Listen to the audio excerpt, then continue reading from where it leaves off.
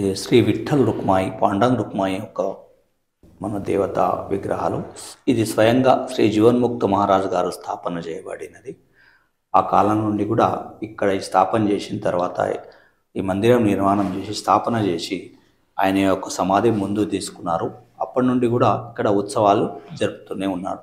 వీళ్ళ దర్శనం కోసం చాలామంది భక్తులు ఇక్కడికి వస్తుంటారు.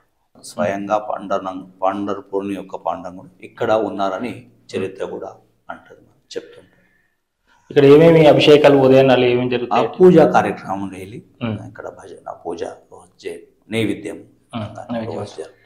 జీవన్ముక్త మహారాజు అంటే ఈ వార్కరి సంప్రదాయానుసారం ఎవరైతే సత్పురుషులు ఉన్నారో వెనకాల పాండురంగ రుక్మాయి, ముందు వారి సమాధి, ఇవి ఎక్కువ మనకు మహారాష్ట్రలో కనిపిస్తుంటాయి. దర్శనం చేస్తాం.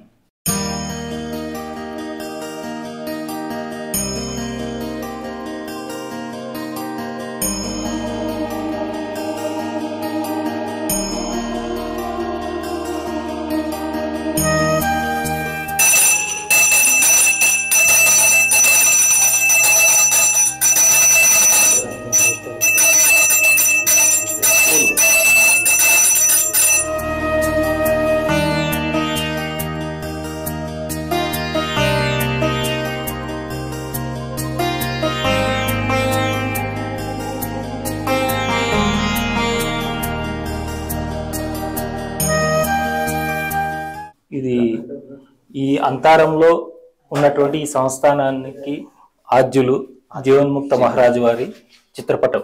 అంటే ఇది స్వప్న దర్శనంలో ఆయన ఇచ్చినప్పుడు ఈ విధంగా ఉన్నారు, ఆయన గురించి రూపురేఖలు చెప్పిన వాళ్ళు చిత్రించి ఇచ్చారనమాట అండి. ఇవన్నీ కూడాను ఎందుకంటే ఇది ఇప్పుడుది కాదు, ఈయన జీవ సమాధి పొందినది కానీ ఇంకోటి కానీ అది చూసిన వాళ్ళు చాలా తక్కువ మంది. అందుకని వెనకను కూడా విఠల అలాగే రుక్మిణి ఇద్దరిని పెట్టి దాని ముందు ఈయన కూడా ఇక్కడ చిత్రించడం జరిగింది. ఇప్పుడు మనం జీవన్ముక్త మహారాజు వారి జీవ సమాధిని దర్శిద్దాం. జ్ఞానేశ్వర మహారాజు యొక్క చిత్రం ఇది, ఫోటో అంటాం కదా. ఈ శ్రీ జీవన్ముక్త మహారాజు యొక్క గురువు గారు ఆయన ఆదేశం మేరకే ఆయన ఇక్కడ వచ్చి సమాధి తీసుకున్నారు, ఇక్కడికి వచ్చిండ్రు అంటారంలో. ఇది శ్రీ జీవన్ముక్త మహారాజ్ గారి యొక్క జీవ సమాధి. సుమారు 350-400 దగ్గర సంవత్సరాల క్రితం ఇక్కడ జీవ సమాధి తీసుకున్నారు. ఆ కాలం నుండి కూడా ఇక్కడ కార్యక్రమాలు జరుగుతూనే ఉన్నాయి. సుమారు ఈ జీవ సమాధి తీసుకున్నప్పుడు ఆయన వయసు సుమారు 93 సంవత్సరాలు ఉండేవని మన చరిత్ర చెప్తుంది. ఇక్కడ ఈయన తర్వాత క్రమంగా వారి మొదటి కుమారులు, రెండో కుమారులు, వారి సమాధులు కూడా ఇక్కడ ఈ మన మందిరంలో ఉన్నాయి. శ్రీ ఎంకుబో మహారాజ్ గారి యొక్క జీవ సమాధి. ఈయన శ్రీ జీవన్ముక్త మహారాజు గారి యొక్క మొదటి కొడుకు, స్వయంగా వెంకటేశ్వరుని యొక్క అంశంగా మేము ఇక్కడ భావిస్తాం భక్తులందరూ. ఆయన సమాధి తీసుకున్న ముందు జీవన్ముక్తి అనే గ్రంథం మరాఠీలో ఆయన రాశారు. ప్రాకృత మరాఠీలో భగవద్గీత మీద అనువాదం. శ్రీ జీవన్ముక్త మహారాజు యొక్క రెండో కుమారుడు విఠల్ మహారాజు గారి యొక్క సమాధి ఇక్కడ.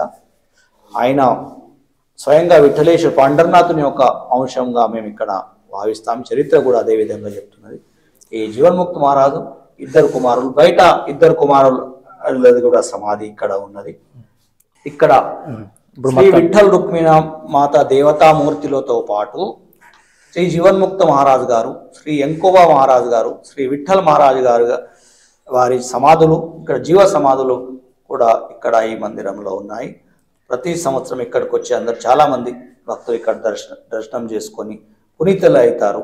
అందరు కూడా తప్పనిసరిగా ఇక్కడికి వచ్చి దర్శనం చేయాలి. ఇప్పుడు ఈ గర్భాలయము ఇవన్నీ కూడా ఈ తలుపులు ఇవన్నీ అప్పుడు చేయించినవి, ఇవన్నీ కూడా ఈ మందిరంకి అయితే మొత్తం ముందు చేసినాయి, ఇప్పుడు ఏమి కూడా లేదు. అంటే ఇదంతా జీవన్ముక్త మహారాజు వారు ఉన్నప్పుడు చేయించుకున్నారు. మహారాజు ఉన్నప్పుడు, తర్వాత ఈ కాశీనాథ్ మహారాజ్ కాలంలో పనిలేకపోయింది. పనులు ఎక్కువ కాశీనాథ్ మహారాజ్ కాలంలో.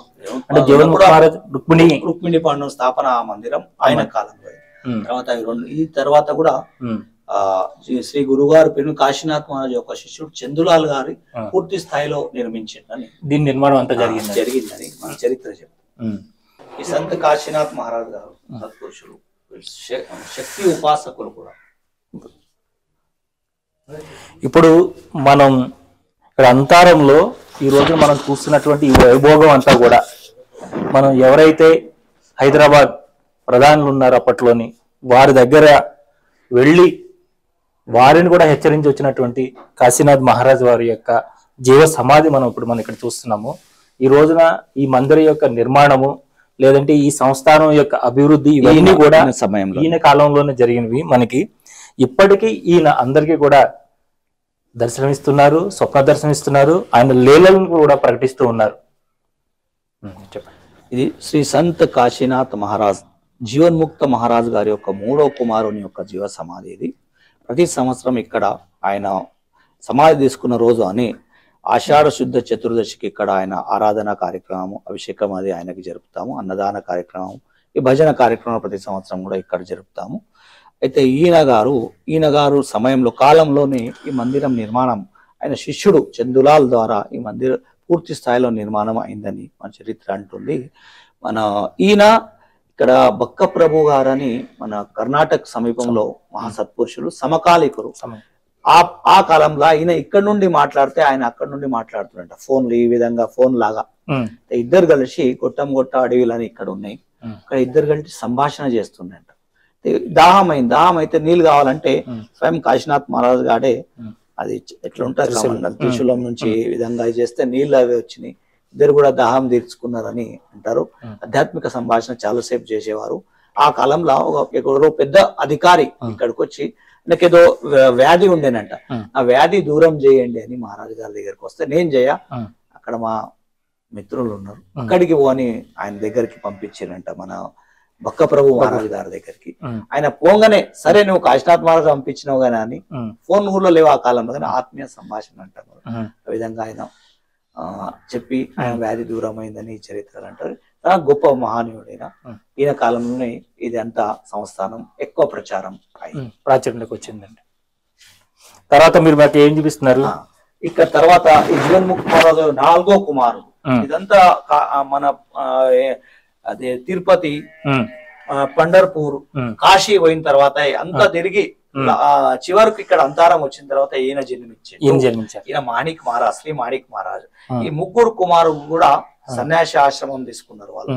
అదే విధంగా మన సమాధి తీసుకున్నారు. ఈయన గృహస్థాశ్రమం చేశారు అందరు భక్తులు. ముందు కూడా ఈ సంస్థానం సాంప్రదాయం నడవాలి, ముందు ఇంకా నడవాలని అందరు కలిసి ఆ నిర్ణయం తీసుకున్న తర్వాత ఈయన గృహస్థాశ్రమం స్వీకరించారు. ఈయన ద్వారా తర్వాత ఇప్పటి వరకు కూడా అదే విధంగా మన సాంప్రదాయ పద్ధతులు అది మాధవ్ వరకు కూడా కొనసాగుతున్నాయి, ఇప్పటి కూడా నడుస్తుంది. అక్కడి నుంచి ఆయన సంస్థానం అంతా కూడా ఆయన సంతానం ఎవరైతే ఉన్నారో వారు ఈ సంస్థానం నడిపిస్తూ ఉన్నారు. ఇక్కడ పారిజాత వృక్షం, ఇది పారిజాత వృక్షం. ఇట్లా మీరు చూస్తే ఇక్కడ నోబత్ నగారా, ఇప్పటి కూడా పొద్దున సాయంత్రం నగారా వాయిస్తాం సమయం. ఇది పారిజాత వృక్షం అండి. ఇది ఎన్ని సంవత్సరాల నుంచి ఉందండి? మీరు చాలా ఎవరు కూడా చూడలేరు ఉన్న వాళ్ళు మా దగ్గర ముందు నుంచే ఉన్నట్లు ఉన్నది. ఇది ఇక్కడనే ధ్వని ఉండే అంటారు ఒకటి, మన జీవన్ముక్త మహారాజ్ కాలంలో ధ్వని ఉండేది, ఇక్కడ ఉండేది అంట. ఇవన్నీ కూడా అప్పుడు పెట్టినవి అన్ని. ఇది బకుళా వృక్షం అంటే బొగుడా చెట్టు అంటాం. ఇక్కడ వెనకాల అన్నట్టు ఈ విధంగా పోదాం. ఈ నిర్మాణం వైపు మీరు ఇట్లా ఏమి ఆధునీకరణ చేయకుండా ఉన్న వాటికే రిపేర్ చేసుకుంటూ ఉంటాం, దానికి ఏం చేంజ్ చేయమని. ఓకే.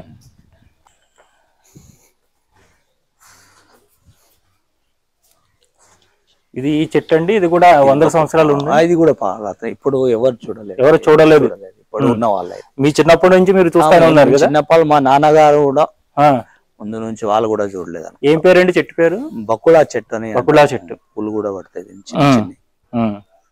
బొగుడా చెట్టు అని మేము ఇక్కడ అంటాము. ఇక్కడ ఈ సమాధులు ఆ దొంగలే అన్న కదా నలుగురు.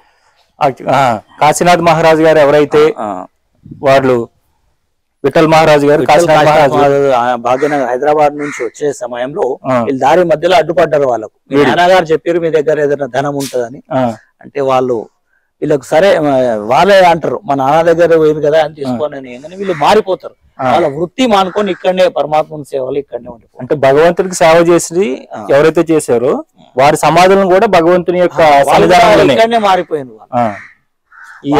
వారి నలుగురు సమాధులు ఇవన్నీ వాళ్ళు సేవకులు అనుకోండి, సేవకులుగా మారి ఇప్పటికీ ఆయన సన్నిధానంలో ఉంటా అంటే సరే అని ఆజ్ఞాయించారు వాళ్ళకి. ఇక్కడనే ఇచ్చేసి ఈ రథం కట్టెలు అంటే ప్రతి సంవత్సరం డిస్మెటల్ చేసి మళ్ళీ పెట్టి మళ్ళీ చేస్తారు. రథానికి సంబంధించినవన్నీ కూడా ఇవంతా కూడా రథాన్ని మళ్ళీ తీసి మళ్ళీ పెడతారు ప్రతి సంవత్సరం. ఈ లోపల ఉన్నవండి అవి సమాధులు. నెక్స్ట్ మహారాజు యొక్క సమాధులు. మాణిక్ మహారాజు నెక్స్ట్ ఎవరున్నారు ఏంటున్నారు వాళ్ళ నాన్నగారిది కూడా అక్కడ ముందు చిన్నది చేసి పెట్టిన, ఇంకా స్థాపన చేయలేదు. అది చేయలేదు. ఇది కట్టేటప్పుడు కొద్దిగా ఇదే డిస్టర్బ్ అయింది అది. ఇవన్నీ కూడా ఆ తర్వాత ఎవరైతే పీఠాధీశులు వచ్చారో దీనికి ఈ సంస్థానానికి వారి యొక్క సమాధులు ఇవన్నీ కూడా అందరు కూడా గృహస్థాశ్రమంలోనే ఉన్నారు.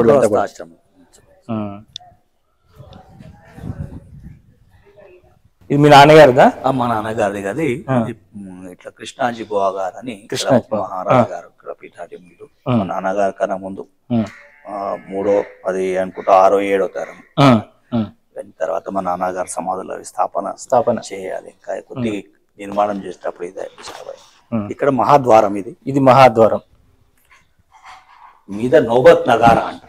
రథం యొక్క శిఖరాలు ఇవి. ఇది మన శిఖరం మీద ఎక్కుతుంది మన రథం పైన. దీని పైన నుంచి కలశ స్థాపన అంతా కూడా ఉంటుంది. జీవన్ముక్త మహారాజ్ సంస్థానం అంటారు.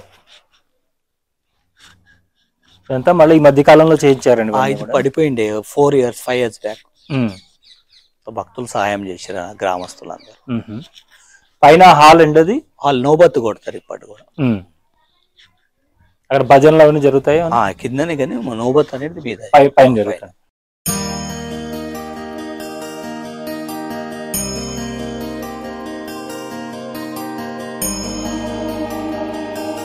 ఇప్పుడు మనం ఎక్కడికి వెళ్తున్నామండి?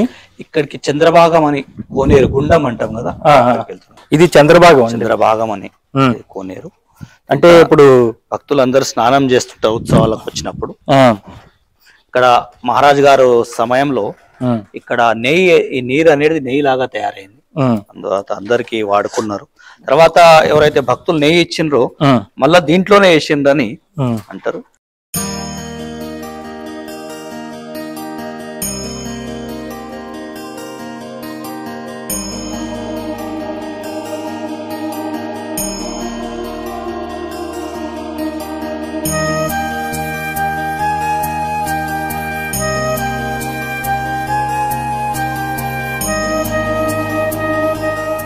ఇంకా వాటర్ కూడా కొంచెం అలా ఉంటది. కలర్ కూడా ఇదే ఎంత తీసినా గానీ ఇదే కలర్ వస్తుంది. ఎందుకంటే అప్పుడు తీసుకొచ్చిన నెయ్యి అంతా కూడా దీంట్లో వేశారు. దీంట్లో నెయ్యి కింద వాడారు. అన్ని విగ్రహాలు అప్పుడు పెట్టినవి. చాలా పురాతనమైన హనుమంతుల వారు అండి, విఠల రుక్మిణి అమ్మ. ఇక్కడ దీన్ని ఏంటంటే ఒక గుమ్మంలాగా వేశారు. అది ఒక జ్ఞానానికి ఒక మార్గం. భక్తి చేస్తే తెలుసుకుంటది. ఒక భక్తులు చెప్పారు, నేను కూడా అడిగిన మీలాగా ఇదేమదని. ఈ ద్వారం తెరుచుకోవాలంటే ఎవరికైతే జ్ఞానం సంపాదించుకుంటారో వారికి ఈ ద్వారం తెరుచుకుంటారు. మాది ఇక్కడ ఇదే దేవ గ్రామం. మాది నా పేరు శ్రీనివాసు. అయితే ఒకప్పుడు నేను ఒక 15 years బ్యాక్ ఇక్కడ ఇదే దారిలో, ఇక్కడ నాకు తెలియదు, చిన్నగా ఉన్నాయి నేను. ఇదే దారిలో ఇక్కడ వండుకుంటే అర్ధరాత్రిలో లేపి ఎత్తేసినట్లు అవుతుంది మహారాజ్. ఒక 15 years బ్యాక్, ఒక 20 years అవుతుంది. అయితే నాకు తెలియదు మహారాజ్, నేను చిన్నగా ఉన్నా, నాకు తెలియక ఇక్కడ అనుకున్నా. అయితే లేపి ఎత్తేసినట్టు అవుతుంది. అయితే పక్క నాకన్నా సీనియర్ కొంచెం పెద్దవాళ్ళు ఉండ్రి. అయితే ఈ సంఘటన వాళ్ళే నాకు లేపి ఎత్తేస్తారు రాయమని నేను అనుకున్నా. అయితే ఇక మళ్ళీ వాళ్ళకి వివరిస్తే ఇక్కడ దారిలో వండకూడదు, ఈ దేవుడే ఇక్కడ మీకు జర కలపం చూపించిండు అన్నట్లు అని అంటే, అప్పుడు మాకు ఇక లేచి ఇక్కడ మళ్ళీ ఇక్కడ దూరంలో ఒక సంఘటన జ్ఞాపకం ఉంది. ఆయన చెప్తుండేవారు, మా గ్రామంలో ఒక పెద్ద మనిషి ప్రతిరోజు కూడా ఇక్కడ భజనకు వచ్చేవారు ఆయన. అయితే అప్పుడు వర్షాకాలంలో ఇంటికి ఫోన్కి రావని ఇక్కడనే ఆయన ఒకసారి నిద్రించిండు, పనుకున్నాడు ఇక్కడనే మందిరంలోనే. పండల్ సంఘ ఆయన పేరు. అయితే ఒకసారి ఎగ్దం ఆయన జాగ్రత్త నిద్రలోకి వెళ్ళి లేచింది, జాగ్రత్త ఉండు. తర్వాత ఈ సమాధి ఉందట, శ్రీ కాశీనాథ్ మహారాజ్ గారి సమాధి ఉందట. సగము మా నాన్నగారి యొక్క ముఖం కనిపిస్తున్నది, ఆయన మిగతా సగం అనేది వేరే ముఖం కనిపిస్తున్నది. అయితే ఆయన ఆశ్చర్యంతో చూసిందంట, ఏమని ఇది ఇట్లెందుకు కనిపిస్తుంది, మహారాజు గారు ఏమన్నా తపస్సు, మా నాన్నగారు ఏదైనా తపస్సు చేస్తున్నారా ఇక్కడ, ఎవరిది అని చాలా సేపు ఇట్లనే చూసుకుంటే గంట సమయం. ఎందుకు ఆయనకు ఏది అయింది, బయటికి భయం అయింది ఆయనకు. గుడిదామా మహారాజ్ తపస్సు చేస్తున్నాడేమో, సగమేమో మహారాజు ముఖం కాదు, ఎవరిది అని ఒక భయంలోనే ఇద్దరం బయటకు పోయింది. కొద్దిగా బయటకు పోయి మళ్ళీ వచ్చేవరకు ఎవరు లేరు ఇక్కడ. మా నాన్నగారికి పొద్దున అడిగినంటే ఎవరన్నా మహారాజు రాత్రి ఏమైనా చేసినామంటే లేదు, నేను బయటికి మందిరం లోపలికి కూడా రాలేదు దీంట్లోకి అంటే. ఆయన స్వయంగా మహారాజు గారి దర్శనం భక్తులు ఉండే, చాలా భజన రోజు చేస్తుండే. ఒక సంఘటన, ఈ కాశన్న పట్వారి గారు ప్రతిరోజు ఎవరు ఉండకపోయినా ఆయన భజన చేస్తుండే ఇక్కడ. చాలా గొప్ప భక్తుడు ఆయన. ఏది మన సంస్థానంలో ఏదైనా చాలా సంతోషపడుతుండే కార్యక్రమం ఆయన. ఆయన ప్రతి పట్వారి భజన రోజు సాయంత్రం చేస్తుండే ఆయన వచ్చి. అయితే ఇక్కడ మన జీవన్ముక్త మహారాజ్ సమాధి ఒక దసరా రోజు, దసరా ఉంటుంది కదా, అందరూ బంగారం అది పెడతారు, ఒకరికొకరు కలుసుకుంటాం అందరం. అయితే నేను ఇట్లా లోపల కూర్చున్నాం కదా, ఆ విధంగా నేను కూర్చున్నా, నా పక్కకి ఆయన కూర్చున్నాడు. వస్తే ఇక్కడ భజన భక్తులు పక్క ఊరు ఆయన వచ్చి, పంతులు లేవు అని ఆయనకు కూడా బంగారం పెట్టిండు ఆ రోజు, మన దసరా రోజు నాకు కూడా ఇచ్చిండు. అయితే ఈయనకు వదిలేసి నేను భజన చేసి వస్తాను, నా లోపలికి వెళ్ళి బయటకు వచ్చిండు. వర్షం అప్పుడు దసరా వర్షం, వర్షం ఎవరు లేరు. 9:30 అయింది సుమారు రాత్రి. అయితే ఆర్తి ఇద్దాము దేవునికి అని ఇక్కడ గంట దగ్గరకు వస్తే శ్రీ జీవన్ముక్త మహారాజ్ సమాధి దగ్గర 3 సన్యాసుల్లాగా ఇట్లా సాఫ్ చేస్తున్నాయంట సమాధికి. ఎగ్దం వచ్చింది, ఎవరు ఉన్నారు ఇక్కడికి రా, నేను ఆయన కూర్చున్నా. వచ్చి చూస్తే నాకు అది కళలు అదే గొప్ప దర్శనం నీకు అయిందని ఇట్లా చాలా మందికి ఇక్కడ అనుకుంటుంది. అప్పుడు ఇప్పుడు అంటే ఇవన్నీ మంచి కొద్దిగా హాల్స్ ఏం పక్కకు అనుకో, అప్పుడు ఏమో వర్షంకు పెద్ద మనిషి ఇంటికి పోయి ఇక్కడనే భయం చేసి ఇక్కడనే రాత్రి అనుకుంటారు. అయితే వాళ్ళ మీదకి వెళ్ళి నడిచినట్లయితుండే. భక్తురాలు ఒకసారి మా నాన్నగారు అభిషేకం చేసేటప్పుడు ఉత్సవంలో ఆమెకు స్వయంగా దర్శనం అవుతున్నాడు జీవన్ముక్త సమాధి. అయితే ఆమె ఈ అన్ని మన పూజా పద్ధతులు అన్ని అయిన తర్వాత ఇద్దరు హారం వేసేది వచ్చింది. మన జీవన్ముక్త సమాధి దగ్గర హారం వచ్చే సమయం వేసింది. హారం వేస్తున్నాడు మా నాన్నగారు ఆ సమాధికి. అప్పుడే ఆమె అంటూనే ఆ మెడలో పెడతలేదు మంచి మహారాజా అని ఏడ్చుకుంటూ చెప్తున్నాడు. ఆమె దర్శనం ఈ విధంగా చాలా మంది ఆమెకే అనిపించింది. ఎవరైతే భాగ్యం, ఎవరైతే అదృష్టం ఉంటుందో ఆ మహారాజుల దర్శనం. ఈ కాలంలో కూడా చాలా సంఘటనలు జరిగినాయి అని మాకు కూడా చాలా మంది చెప్తుంటే ఇట్లా అయింది అట్లా అయిందని. ఎవరికైతే భక్తి ఉంటుందో వాళ్ళ యొక్క దర్శనం, ఎవరైతే వాళ్ళ దర్శనం తీసుకున్నారో ఆ దర్శనం లభించిందో వాళ్ళు ఇక పునీతులు అనుకుని వాళ్ళ అదృష్టవంతులను మేము భావిస్తాము. ఇప్పటికీ కూడా చాలా మందికి ఈ కాలంలో కూడా వాళ్ళ అనుభవం అనేది జరుగుతుంది.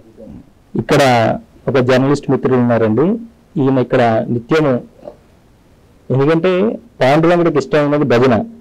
ఆ భజన ఎవరైతే చేస్తారో వాళ్ళకి ఆయన కటాక్షం ఇప్పుడు ఉంటుంది. మరి ఆయన ఒక అనుభవాలు మనం తెలుసుకుందాం. మీ అనుభవాలు మీరు చెప్పండి. నమస్తే అండి.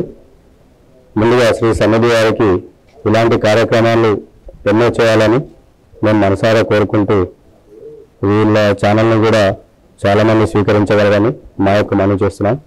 ఈరోజు సంగారెడ్డి జిల్లా మునిపల్లి మండల్ అంపారం విలేజ్లో శ్రీ జీవన్ముక్త మహారాజ్ గారి సంస్థానానికి వీళ్ళు విచ్చేయడం జరిగింది. అయితే ఇక్కడ ఉన్నటువంటి చరిత్రలో నేను చెప్పుకోదగ్గది అనేది చాలా ఉంది. నేను నా వయసు ఇప్పుడు దాదాపు ఒక 30 సంవత్సరాలు. ఇది 350 నుంచి 400 చరిత్ర వరకు చెప్పుకుంటూ ఉంటారు మా పెద్దలు, ఇక్కడ ఉన్నటువంటి పీఠాధిపతులు, మా మహారాజు గారు వాళ్ళు. ఇక్కడ చెప్పుకోవాల్సి వస్తే చాలా టైం పడుతుంటుంది. అయినప్పటికీ మా తాతగారు వారు కానీ ఇక్కడ ఉన్నటువంటి పెద్ద మనుషులు చాలా వరకు ఈయనను పూజిస్తూ సాంప్రదాయబద్ధంగా ఇక్కడ ఉన్నటువంటి కార్యక్రమాలు, పూజలు, హారతి, కర్పూరాలు మరియు రథోత్సవాలు, అతని మహిమలు చాలా ఉన్నాయి. చెప్పుకుంటూ పోతే చాలా తరగని ఉంటాయి, ఆశ్చర్యకరంగా ఉంటాయి. ఇదివరకు కూడా మా మహారాజు గారు మీతో పంచుకున్నారు అటువంటి సన్నివేశాలు. అలాంటివి ఇంకా ఎన్నో జరుగుతూ ఉంటే చాలా చుట్టుపక్కల విలేజ్ కానీ పక్క రాష్ట్రాల నుంచి కానీ చాలామంది భక్తులు వచ్చి దర్శించుకుంటారు. ఇక్కడ ఉన్నటువంటి ముఖ్యంగా ఇక్కడ జరిగేటువంటిది ఏంటంటే రోజు హరినామ స్మరణ అనేది కొనసాగుతూ ఉంటుంది. వాళ్ళ పేరు మీద హరినామ స్మరణ అనేది చాలా ముఖ్యంగా కొనసాగుతూ ఉంటుంది. అందులో మేము కూడా ఏదో కొద్దిగా ప్రయత్నం చేస్తూ ఉన్నాం. అతని కృప కొరకు మేము కూడా చాలామంది వేడుకుంటారు. అందులో ఒకరు నేను. ఇటువంటి కార్యక్రమాలు చేస్తూ ఉన్నా చాలామందికి ఎన్నో రకాలుగా ఆయన తోడుండి ముందుకు నడిపిస్తారు అనేది ఇక్కడ గ్రామ ప్రజలది భక్తులది నమ్మకం చాలా ఉంది ఇక్కడ.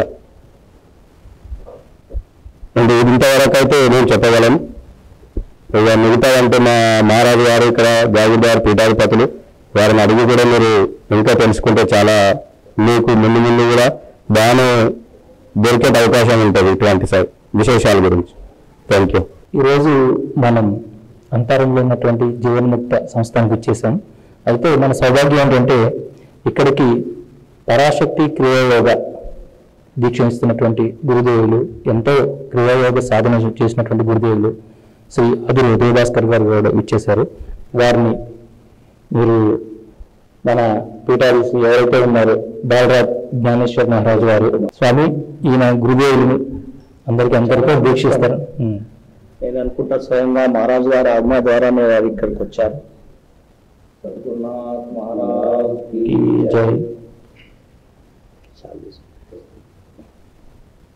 వారి యొక్క రచనలు ఏవైతే ఉన్నాయో అవి స్వామివారికి అందజేస్తారు. ఇక్కడ సమాజం నుంచి సూచనలు అందుకుంటారు.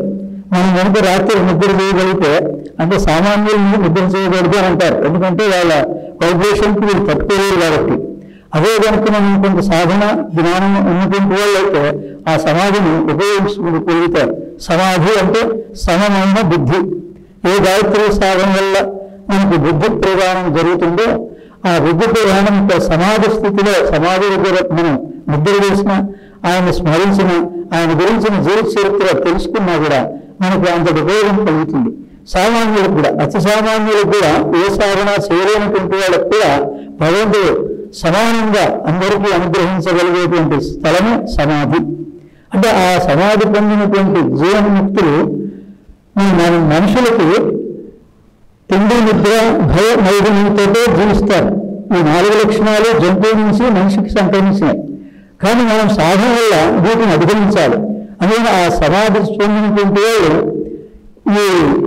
వీటిని అధిగమించినటువంటి వాళ్ళని యోగులు మహానుభావులు అనబడతారు. వాళ్ళకి ఈ ప్రాణం బ్రహ్మరంధ్రం నుంచి స్వయంగా ఈ దేహం నుంచి వెళ్ళిపోయేటప్పుడు వాళ్ళకు సూచన అంది. ఎప్పుడు మనం మరణం అంటాం, వాళ్ళకి దేహాన్ని వదిలేయడం. అందుకని ఈ దేహాన్ని వదిలేసి వాళ్ళు భగవద్గీత అనుసారంగా ఇంకో దేహంలో కూడా ప్రవేశించగలుగుతారు.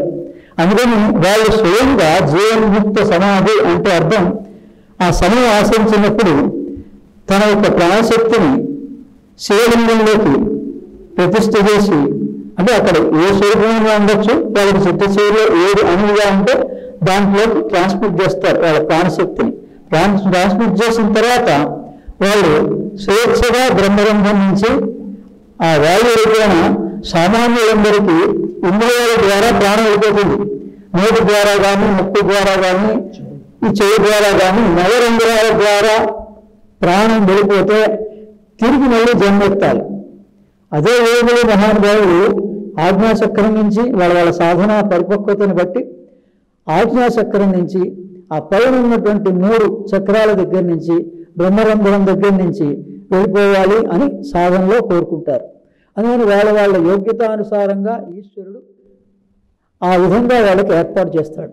అందుకని స్వచ్ఛందంగా దాని ఆ సమాధి స్థితిని పరమహంస యోగానంద ఈ యొక్క రహస్యాన్ని క్రియాయోగపూర్వకంగా అమెరికాలో ఈ ఉన్నటువంటి సైన్స్ ప్రకారంగా డాక్టర్లకు నిరూపించాడు. అంటే దేహం వెళ్ళిపోయిన తర్వాత కూడా తను అనుకున్నప్పుడే దేహం లోపల నుంచి కాంతి స్వరూపంగా ఆ గ్లాస్ డోర్స్ తోటి ఏర్పాటు చేసినటువంటి దాన్ని బ్రేక్ చేసుకొని కాంతి వెళ్ళిపోయింది. అందుకని యోగులకి ప్రాణం కాంతి రూపంగా వెళ్ళిపోతుంది, సామాన్యులకి వాయు రూపంగా వెళుతుంది. మనం వాయువుని శ్వాసని ప్రాణం అని మనం అనుకుంటున్నాం. కానీ యోగులు కనిపెట్టింది శబ్దము, కాంతి. అందుకని ఈ పంచభూతాల కన్నా ముందు శబ్ద రూపంగా, కాంతి రూపంగా పైనుంచి క్రియేషన్ ఆరంభమైంది. అదే రకంగా మన జననం కూడా పైనుంచి బ్రహ్మరంధ్రం నుంచి ప్రాణం వస్తుంది. సంటిపిల్లవాడికి చూస్తే ఆ బ్రహ్మనందం దగ్గర స్పర్శ చేయొచ్చు. అటువంటిది ఆ జీవన్ముక్త సమాధి యొక్క రహస్యం. అందుకని ఆ సమాధి దగ్గరికి వస్తే ఏ సమాధి అయినా షిరిడి సాయిబాబా సమాధితో సమానమే మనం అనుకున్నట్టు. లేదా ఒక మంత్రంతో సమాధిని పొందొచ్చు అని మంత్రాలయం చూపిస్తోంది. అలా సమాధి దగ్గర నుంచి అనంతమైన జ్ఞానాన్ని పొందొచ్చు. వాళ్ళకి నేను రాసినటువంటి మహారాజు గారికి ఇది గీతా సందేశం రమణ మహర్షి యొక్క ఆజ్ఞానుసారంగా భగవద్గీతలోని 42 శ్లోకాల ద్వారానే మనం ఆ భగవద్గీత యొక్క అర్థాన్ని, అంతరార్థాన్ని, యోగాన్ని పొందొచ్చు అని భగవాన్ రమణుల యొక్క ఆజ్ఞానుసారంగా రాసిన పుస్తకం. అదేవిధంగా గురు తత్వ సాధన, ఏ గురు మూలం దత్తాత్రేయుడు. మహారాష్ట్రలో ఈ పండరీపురం యొక్క విశిష్టత అది. ఆ రకంగా ఈ దత్తతత్వాన్ని ఈ పుస్తకంలో గురుతత్వంగా గురువుల యొక్క సందేశాన్ని నేను నా చే రాయించారు వాళ్ళు. అదేవిధంగా అరవిందుల వారిది సావిత్రి ద్వారా ఆయన అందించినటువంటి ఈ సావిత్రి, గాయత్రి అన్నా సావిత్రి అన్నా ఒకటే, ఆ యొక్క రహస్యాన్ని, సావిత్రి రహస్యాన్ని ఈ పుస్తకంలో రాయడం జరిగింది. ఇది పరాశక్తి క్రియాయోగ. అందుకని అన్ని యోగాల్లోకి భగవంతుడు భగవద్గీతలో కర్మ, భక్తి, జ్ఞాన వీటన్నిటికన్నా యోగం గొప్పది అన్నాడు.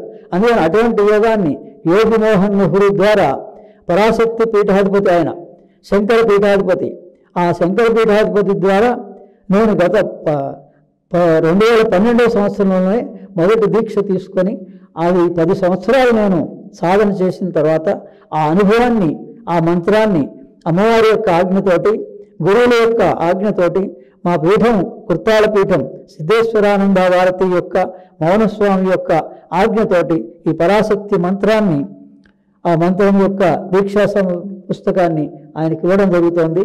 ఇంకపోతే గురుతత్వం, ఏ గురు సప్తాహం మనం ఆచరిస్తున్నామో ఆ గురుతత్వంలో ఉన్నటువంటి విశేషతని వాళ్ళకి తెలియజేసే అవకాశాన్ని నాకు ఇచ్చినందుకు సంతోషిస్తున్నాను.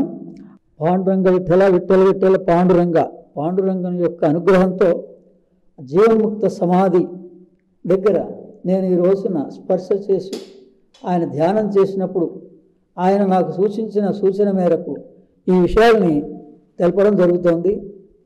బాలరాజ్ జ్ఞానేశ్వర మహారాజు గారికి ఆయనే ఈ దగ్గరలోని దీనికి ప్రధానమైన వ్యక్తి, పండితుడు. ఆయనకు తెలియదని కాదు, కానీ జీవన్ముక్త సమాధి దగ్గర నుంచి కొన్ని సూచనలు నాకు ఇవ్వబడ్డాయి. ఆ సూచనలు ఆయనకు, వీళ్ళందరికీ, ఇక్కడ ఉన్నటువంటి వాళ్ళకి, భక్తులకి, రాబోయే భక్తులకు కూడా ఈయన ద్వారా ఆ సూచన అందాలి అనేటువంటిది ఆయన యొక్క ఉద్దేశం.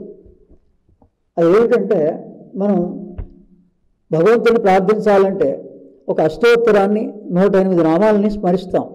కానీ ఈ కలియుగంలో 108 నామాలు కూడా స్మరించలేనటువంటి వాళ్ళకి, సమయం లేనటువంటి వాళ్ళకి భగవంతుడు దత్తాత్రేయుడు ఈ దత్త భాగవతంలో తాడేపల్లి రాఘవనారాయణ శాస్త్రి గారి ద్వారా ఈ దత్త భాగవతం మొట్టమొదటి ప్రచారంలోకి వచ్చింది. అందులో పార్వతీ పరమేశ్వరోపదిష్ట చతుర్దశ నామావళి, పార్వతికి పరమేశ్వరుడు ఉపదేశించిన 14 దత్తనామావళి దత్తభక్తులు ప్రతిరోజు ప్రాతకాలంలో కీర్తింపజరిగినవి.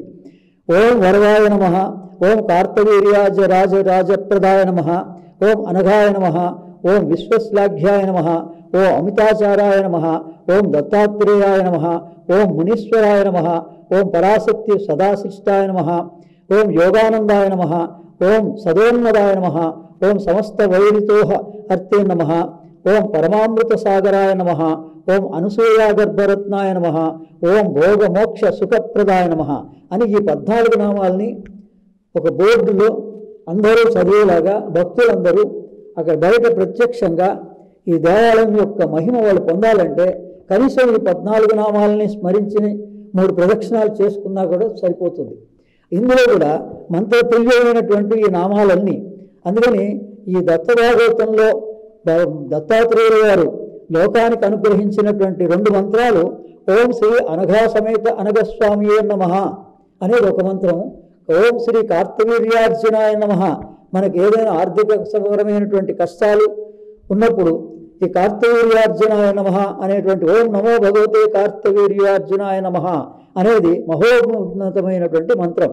ఈ 2 మంత్రాలని వారి ద్వారా లోకానికి అందాలని ఆయన యొక్క సూచన, జీవన్ముక్త సమాధి యొక్క ఆ సమాధి స్థితిలో ఉన్నటువంటి ఆ మహానుభావులు నాకు ఈ రోజున దర్శన భాగ్యాన్ని కలిగించి నేను ధ్యానం చేస్తున్నప్పుడు ఈ సూచన అందించడం జరిగింది. విశ్వం నారాయణం దేవం అక్షరం పరమం పరం, నారాయణ పరం జ్యోతి ఆత్మ నారాయణ పరహ అని వేదం. అందుకని చాలా మహిమాన్వితమైనటువంటి ఈ సమాధి ఈ రోజున మా అందరికీ ఈ శ్రీ సన్నిధి ఛానల్ ద్వారా మేము చూసి దాని యొక్క అనుభవం పొందగలిగే భాగ్యం కలిగింది. ఈ దగ్గరలో ఉన్నటువంటి భక్తులందరూ చాలా ధన్యులు. వాళ్ళందరికీ జీవన్ముక్తి ప్రసాదించాలని, ఇక్కడికి వచ్చి దర్శనం చేసుకున్న వాళ్ళందరికీ కూడా దర్శన భాగ్యాన్ని కలిగించాలని ఆ విఠలుని ప్రార్థిస్తున్నాను. హరి ఓం తస్సత్. గురుదేవులైన ఉదయ భాస్కర్లు గారు తన అనుభవాన్ని చెప్పారు. అయితే ఇక్కడ వారి సూచనలు కొన్ని ఇచ్చారు. ఎందుకంటే వారికి సమాధి దగ్గర ఉన్నప్పుడు కొన్ని మహారాజు గారి సమాధుల నుంచి సూచనలు వాళ్ళకు కొన్ని అందాయని వాళ్ళు చెప్పారు.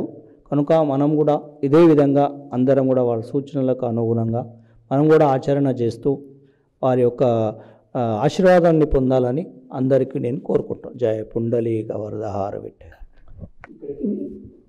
ఇంకొక విషయం ఆయన అప్పటికప్పుడు చెప్తుంటారు సూచన.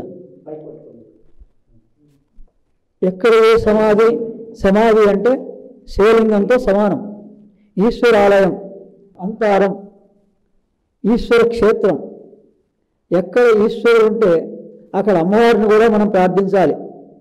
సాక్షాత్ జగద్గురు అయినటువంటి ఆదిశంకరాచార్యులే శివశక్త్యాయుక్తో యతి భవతి శక్త ప్రభవితం అని ఆయన సౌందర్య లహరిలో అమ్మవారిని కీర్తించారు. కనుక ఆ అమ్మవారిని మనం ప్రార్థిస్తే మన కష్టాలన్నిటినీ, మన అవసరాలన్నిటినీ త్వరగా తీరుస్తుంది ఆమె. మనం ఏ పొరపాట్లు చేసినా, గురువుని ఏ రూపంగానన్నా మనం ఏదన్నా ఇబ్బంది కలిగించినా, మన మానవ రూపంగా ఉన్నప్పుడు అనేక పొరపాట్లు తప్పులు చేయడం జరుగుతుంది. వాటన్నిటిని క్షమించగలిగేటువంటి శక్తి అమ్మవారిది. అందుకని అమ్మవారిని కూడా మనం ప్రార్థిస్తే ఆ ఈశ్వరాలయంలో అమ్మని కూడా దండం పెట్టుకొని ఏ రూపంగా అయినా వాళ్ళకి ఏ రూపం ఇష్టమైనా పర్వాలేదు. దశనామాల్లో గంగా, గాయత్రి, కాళీ, లక్ష్మి, సరస్వతి, రాజరాజేశ్వరి, శ్యామల, లలిత, దశ అని దశనామాలు అమ్మవారివే.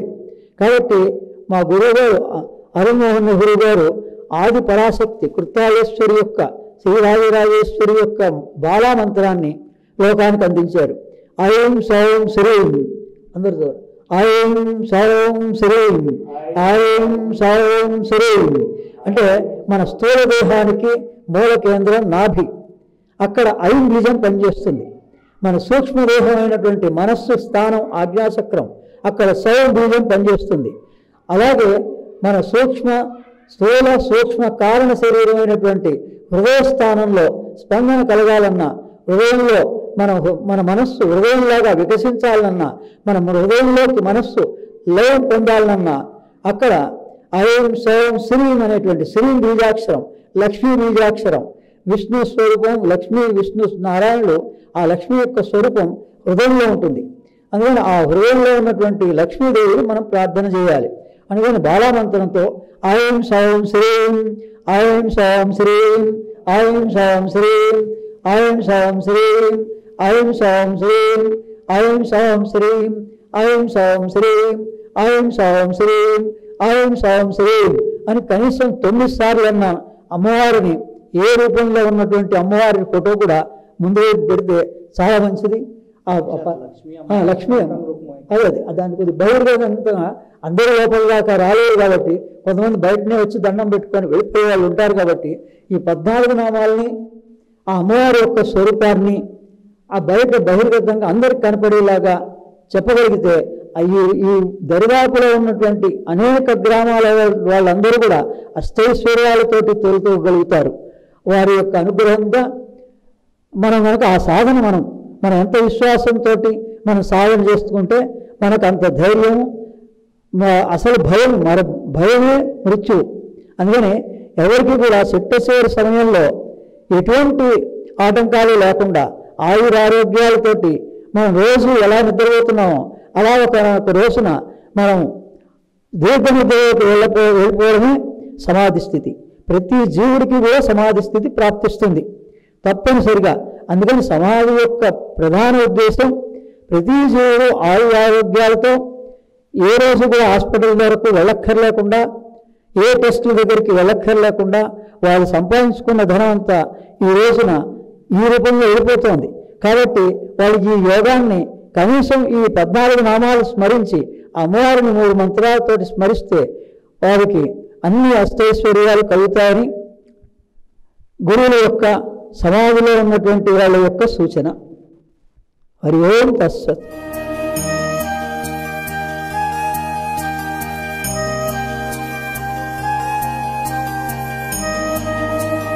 ఇప్పుడు దాకా మనం అంతారంలోని జీవన్ముక్త సంస్థానంలో ఉన్నటువంటి పాండురంగడు అలాగే రుక్మిణీదేవిని, జీవన్ముక్త మహారాజు యొక్క జీవ సమాధుల్ని, అలాగే వారి పరంపరలో ఉన్నటువంటి అందరి జీవ సమాధులు మనం చూసాము.